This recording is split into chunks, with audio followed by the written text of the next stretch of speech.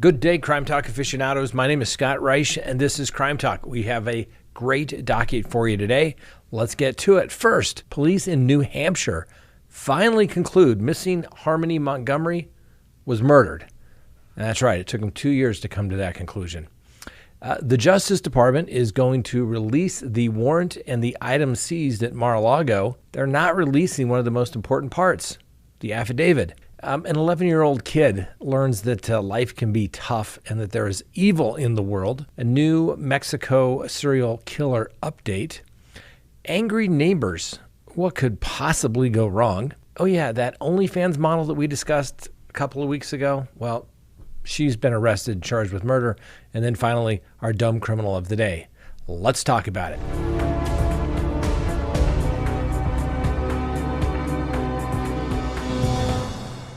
All right, aficionados, it is Thursday, August 11th, 2022.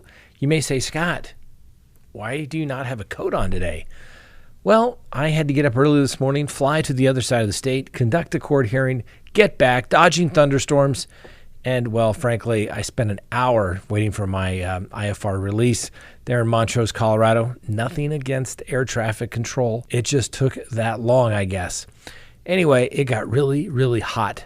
So I'm probably a little, what's the word I'm looking for? Frustrated that I should have been back sooner. But that's okay. It was only an hour flight, and it would take almost 5 hours to drive. So we can't complain.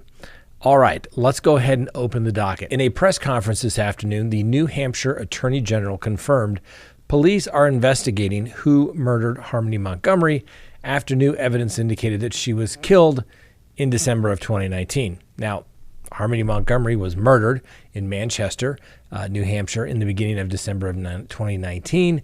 That's what the Attorney General, John Formella, now says. Now, Harmony was officially reported missing in December of 2021, although she has not been seen for years.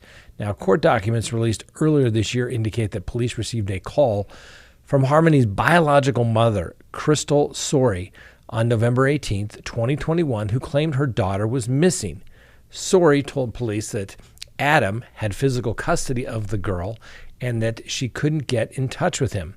Now, Sorey added that she lost custody of Harmony in 2018 due to her own drug issues. And according to Sorey, Adam Montgomery blocked her calls, blocked her from social media, and didn't allow her to speak with Harmony after the Easter celebration in 2019. New Hampshire police reached out to the New Hampshire Department of Child Services to try and locate Adam, but by December of 2021, the agency couldn't find him. Police began searching for Adam Montgomery when they learned that Harmony had not been physically seen since October or November of 2019. And then on December 31st of 2021, police located Adam Montgomery sleeping in a car in New Hampshire with his current girlfriend. The girlfriend told police that Adam never once talked about Harmony, and Adam reportedly told police that Harmony's mother came to pick her up in Manchester, New Hampshire around Thanksgiving of 2019. Now, Adam claimed that he hadn't seen his daughter since.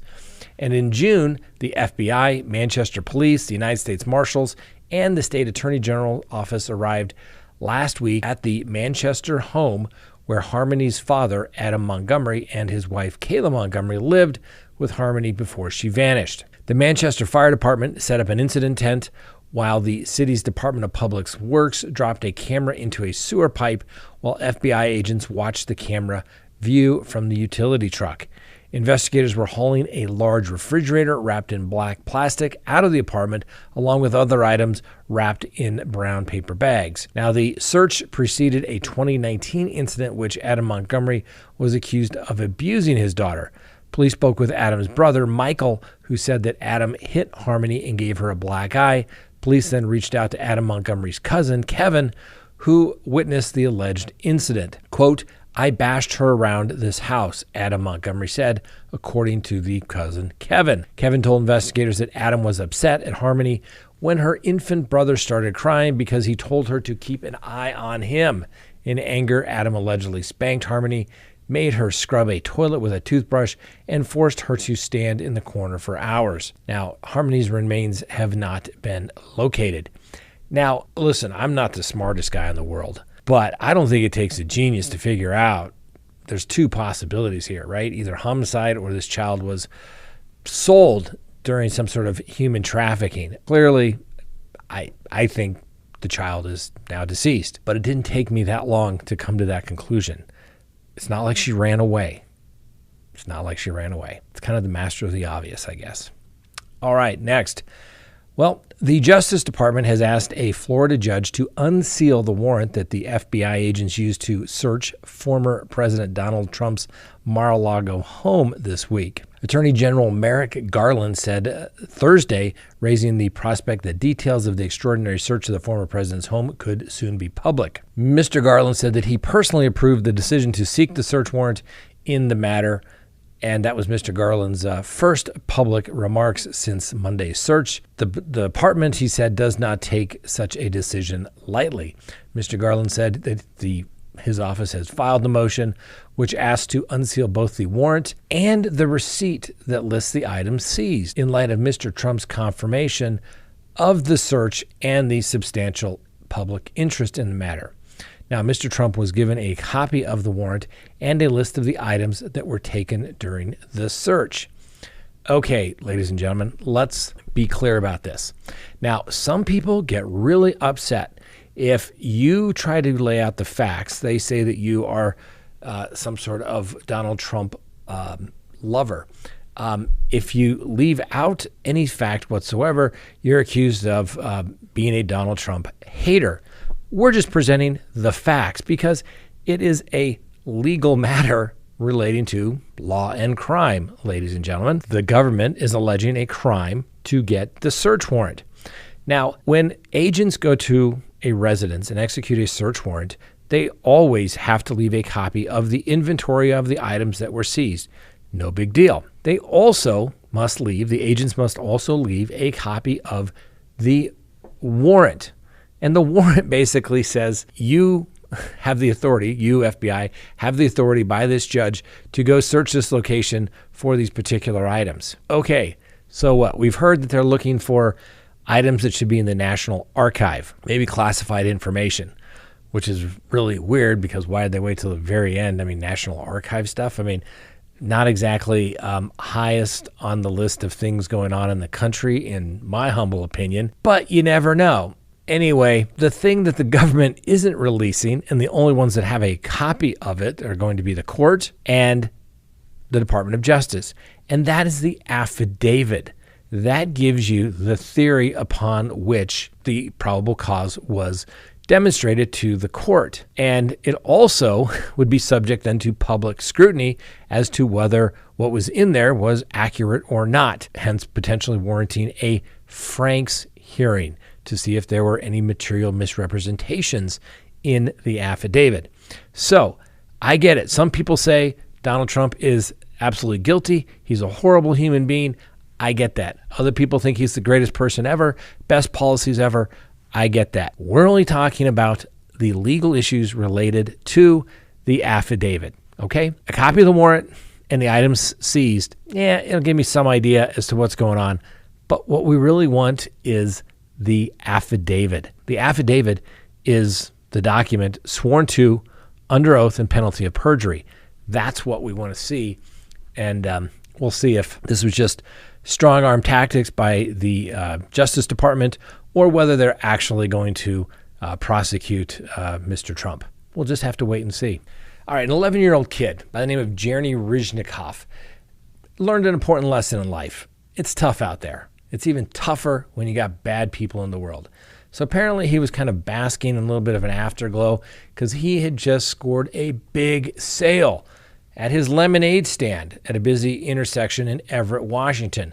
A man comes up, bought $20 worth of snacks and drinks from Jeremy's cooler, and the boy planned to use the profits to keep building his business while sending a portion of the funds to the people to the war-torn Ukraine.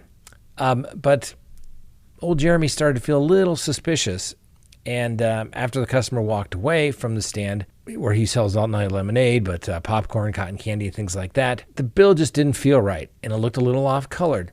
And Jeremy went to a nearby gas station where the clerk gave him the bad news, where the clerk said, "Nope, It's not real. So having given about $80 in change for the $100, the man had scammed the 11-year-old out of all the money he had earned that day, which Jeremy, like I said, planned to use to expand his growing business.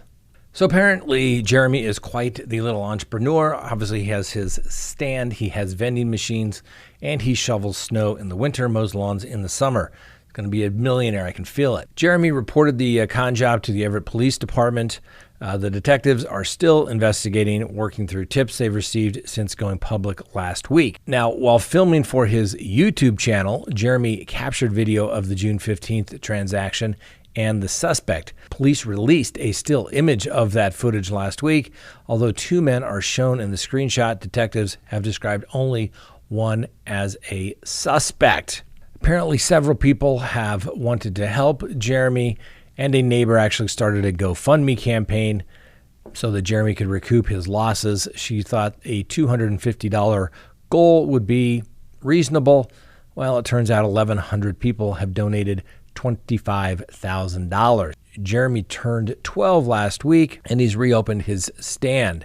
He was back to selling his drinks and spinning other items for sale. And although he didn't allow getting swindled to shut him down permanently, he reopened with some new rules. Now he accepts only small bills and makes sure to check them twice. One of the neighbors has also come by and given him a counterfeit bill marking pen. So we'll see if that works out for him as well. But it just shows you it's a tough world out there. And there were people that are so bad, they're going to take advantage of an 11 and 12-year-old kid. Are you kidding me? Yeah, it's not a lot of money, but it just goes to show that that kid is now not going to trust people in the future because someone didn't do him right. What a good neighbor should have done, or this scumbag that stole his items from him by giving him bogus money, is that he should have come up with real money, bought the kid out for whatever he had on his stand, and thank him for everything. That's what he should have done. But just shows you there are some terrible people in the world. Next, an update on the New Mexico serial killer, the alleged killer, I should say. Well, the daughter of the Afghan immigrant accused of murdering 4 other Muslim men in New Mexico is insisting on his innocence, even as records reveal the suspect's long history of alleged violence against his family and strangers. Now, Muhammad Saeed was arrested Monday after a traffic stop more than 100 miles away from his home in Albuquerque, where he is suspected of 4 fatal shootings between November and August. Saeed denied any connection to the crimes that shook the city and its small Muslim community, raising fears of a hate crime spree, but police now say may have been driven by personal grudges. Saeed's daughters have stated that Saeed knew several of the slain men, but insisted that her father was at home at the time of the shootings without offering any proof to support the alibi. Let me just give you a little pointer, ladies and gentlemen. I don't think I've ever had an alibi that's worked, at least in court, because the police usually try to check that stuff out because they have to prove, remember when they go to court, that it was the defendant, not someone that looked like the defendant, but it was him. So they usually kind of check into those whole alibis before they charge. And I've never had one work. Just a little practice pointer there. It's alleged that there were religious sectarian tensions between Saeed and Lubna's husband are being probed as a potential motive. Lubna was one of his daughters. Although they're not officially named, people can deduce from other information. Well, investigators say they have ample evidence to prove his guilt in the 4 killings. The first ambush-style shooting happened in November, followed by 3 more between July 26th and August 5th. Now, Saeed has been officially charged with 2 of the murders that have rocked New Mexico's largest city: the July 26th killing of Aftab Hussein and the August 1st death of Muhammad Afzal Hussein. Both men moved to the United States from Pakistan. Now, police allege that the gun used in those shootings was found in Saeed's home. The other 2 victims were both Afghan-born, Mohammed Zahir Ahmadi and Naeem Hussein. Police say that ballistic evidence links the 4 murders and that Saeed will likely soon be charged with all 4 cases. Now, when interviewed by the detectives, Saeed apparently spoke through a Pashto interpreter and said he had been with the special forces in Afghanistan and fought against the Taliban. According to court documents, police said that he lived in America for about 5 years. Police say they are looking at a number of possible motives and have declined to comment directly on the report that Saeed, a Sunni Muslim, was angry that his daughter was marrying a Shiite Muslim. According to the police chief, motives are still being explored fully to understand what they are. I think this is going to be an interesting case, and we'll see where things go, particularly if he has an alibi. My gosh, are the police down in Albuquerque trying to convict an innocent man? I hope not. He has an alibi. I guess that is going to get checked out real quick. Next, a neighbor dispute. What could possibly go wrong? Let me tell you, I have handled a couple of neighbor disputes over the years, and I will never do them again unless the retainer is $1 million, okay? They are the worst. You have people that hate each other, usually living next door or across the street from one another, and it just gets ugly. I mean, first thing you got is basketballs bouncing into people's yards, maybe the kids riding their bikes too close to the sidewalk, and next thing you know, we have people doing crazy things with, deadly weapons. Use your imagination. Well, here we have a Missouri man ended years of conflict this week by shooting his neighbor in the head. Samuel Avery has been charged with second-degree murder and armed criminal action in the death of Warner Alexander Trotter. Now, court records reveal that Avery called 911 to report that he'd shot his neighbor. Kansas City police officers found Trotter on his front porch with multiple gunshot wounds. He was later pronounced deceased at the hospital. Records also show that the police have been called twice before to the home with complaints about Avery mowing his yard too early in the day. There have been no arrests or citations. Now, Mr. Avery told the police the argument had been going on for at least 10 years. And court documents say that Trotter complained again about Avery's lawnmower on Monday, saying that it was too loud. Avery told investigators that Trotter made a gesture with his hand that he would shoot his neighbor and later waved around an actual gun. Avery said he called the police, but was told nothing could be done. Several hours later, the documents report from the court records. Several hours later, according to court records, Trotter and a woman left the house and returned with food from a restaurant. The woman told detectives she had gone inside the house and heard Trotter say to Avery, "Do you have something to say?" before she heard several shots. Court records show that Avery told the police that Trotter reached for a gun before Avery fired. Now, investigators said that Trotter's security camera captured him saying something to Avery and then turning to enter his house before Avery opened fire. Now, the probable cause statement states that the footage does not show Trotter reaching for a weapon, and first responders removed a gun from his waistband before treating him. So it really makes you wonder, ladies and gentlemen, do you hate your neighbor so much that you want to go spend probably the next 40 plus years in prison? I'm sorry. I don't think that's a good idea. That would suck. Prisons suck. It's not comfortable. And I assure you, they are more uncomfortable than somebody running their lawnmower a little too loudly. Really?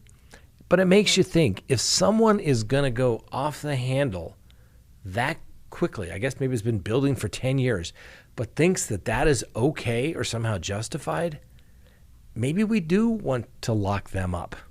Just saying. Next on the docket, remember that OnlyFans influencer who maybe stabbed her boyfriend? Well, guess what? She got arrested. Now, I'm going to tell you, I've never heard of the OnlyFans influencer, Courtney Clenny, okay? The more and more I hear about OnlyFans, it sounds like a X-rated Patreon, so to speak. Maybe I should become an OnlyFans foot model for all the female foot fetishes that apparently are out there. Who knows? Apparently, though, they're crushing it. But you can use all that money, Courtney, for a good lawyer.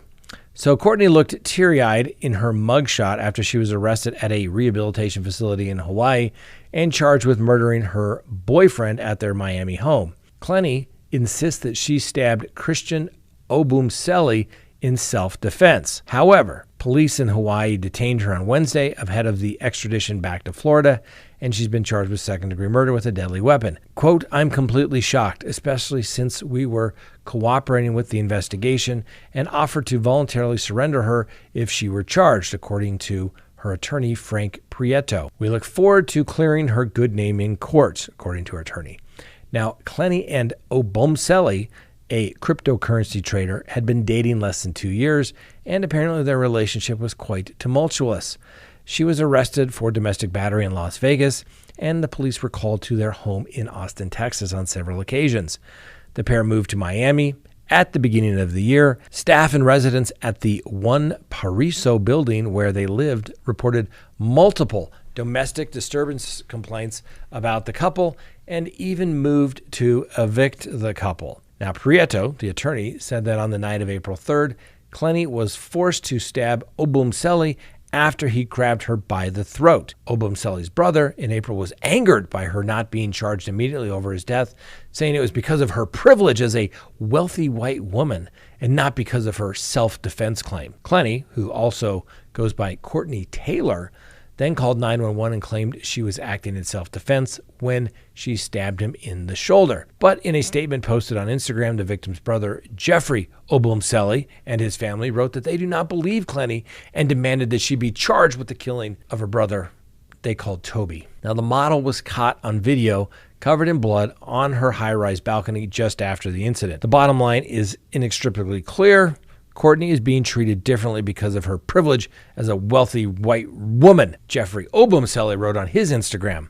Within 24 hours following Toby's death, the detective on the case prematurely concluded that this was not a crime of violence. The victim's brothers also slammed Clenny in his Instagram post for video following the incident that showed her covered in blood, kissing her dogs, and then ordered drinks at the hotel bar. We've seen videos of Courtney kissing her dogs while covered in what we believe to be my brother's blood and casually drinking drinks at the hotel bar days later while my brother lay in the morgue. He was referring to video that shows Clenny at a Miami Grand Beach hotel days after the boyfriend's death. Her attorney pushed back against this claim, saying the statement about Courtney casually getting drinks is absolutely false. Courtney was not casually getting drinks at the hotel bar. Courtney was sitting at an unattended table at the hotel lobby that was also a bar. Prieto added that her father was in town and that they were having drinks, then left because a woman was berating them for no reason. Obomseli's family lives in Austin, Texas, and they are demanding answers. Clenny was taken into custody under Florida's Baker Act, which protects people at risk of suicide or mental health crisis, but was freed without charge.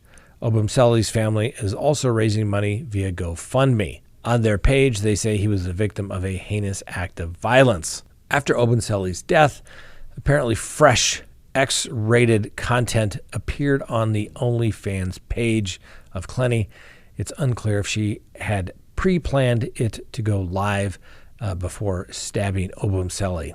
That, ladies and gentlemen, is a nutshell of a case where no one is going to be happy. Obviously, somebody is deceased. The family wants answers. The family wants justice. And everybody else is kind of going around like, hey, things happen. Sometimes bad things happen. But I'm a good person. And, you know, it seems like it was a really tumultuous relationship as it was described. Their own friends said that basically they both could be abusive. And next, finally, our dumb criminal of the day. A Florida woman this year has made more than 11,000 harassing phone calls to police emergency communication center, according to police who say that she admitted that she loves playing this game. Now, Carla Jefferson was busted Monday evening on a misdemeanor charge of placing a torrent of phone calls to the St. Petersburg's Police Department. A criminal complaint alleges that during a single 24-hour period last month, Jefferson called the police department's emergency communication center 512 times. Investigators say that Jefferson harasses, belittles, swears at, and argues with police employees who answer her calls. The content of these phone calls are vulgar, threatening, or obscene, and contain extreme expletives, sexual innuendo, and belittling remarks to the communication staff, according to the court affidavits. On some occasions, Ms. Jefferson has demanded that officers come to her residence and arrest her. Upon arrival, Miss Jefferson retreats inside her home, refuses to answer the door, and has in the past given officers the middle finger and screams at them out the window. In an attempt to get Miss Jefferson to cease calling police, officials earlier this year sent a certified letter informing her that further abuse of the non-emergency line would result in criminal charges. Jefferson, who dialed police from 2 separate numbers, allegedly ignored the warnings, prompting the police to arrest her in late June on a pair of misdemeanor counts. She was released from custody after posting $400 for her bond. Jefferson was arrested Monday for allegedly continuing her phone harassment even after her June 30th caller. Now she's been released on her own recognizance. Police say that Jefferson's 11,000 plus calls account for approximately 10% of the total call volume for the St. Petersburg Police Department's non-emergency number. She has a criminal history with multiple felonies, misdemeanors, batteries, and she has spent some 6 years in prison. Don't do that. Miss Jefferson, don't do that. Police have more important things to do than dealing with you breathing hot and heavy on the phone line and playing a game with the police. You have better things to do, and so do they. But listen, like all things in life, there's an easy way and there's a hard way. Miss Jefferson, obviously a high repetitious learner, learned the hard way. Now she had to go to jail not once but twice. All right, thanks for watching. Hope you have a wonderful day. We'll see you next time on Crime Talk.